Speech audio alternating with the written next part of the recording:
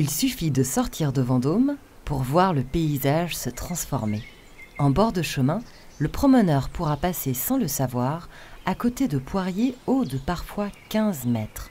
Ces arbres, greffés pour certains avant la Révolution française, produisent des fruits durs a priori inaptes à la consommation. Pourtant, ces poires spécifiques à ce territoire sont des trésors pour qui sait s'en servir.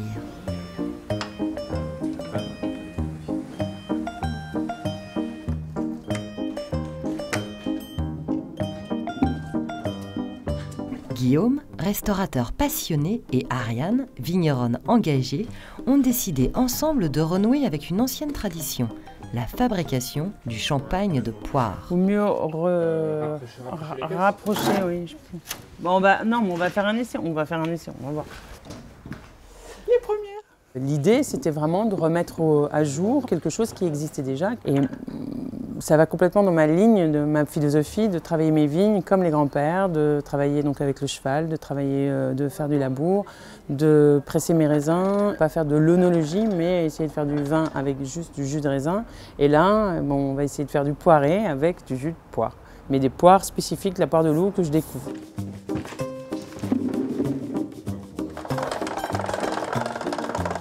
Les poires se ramassent une fois tombées à terre et surtout après les premières gelées. Légèrement confites, elles sont broyées puis pressées pendant 4 heures.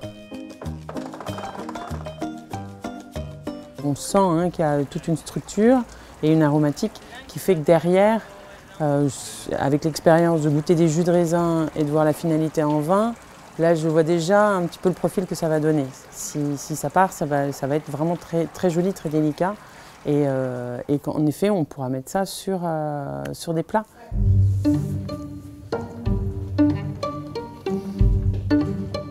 L'idée de refaire du champagne comme les anciens le faisaient vient de Guillaume, qui rêvait de pouvoir en proposer un jour dans son restaurant.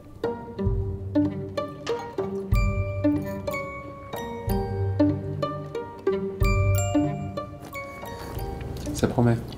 Oui, ça promet. Après, tu vois les amers qu'il y a en finale. Ouais. Si la poire de loup se dégustera bientôt en Champagne, la poire de chagrier, elle, se savoure déjà en dessert. Et la poire de crapaud se transforme parfois en un charmant vinaigre dans les plats de Guillaume.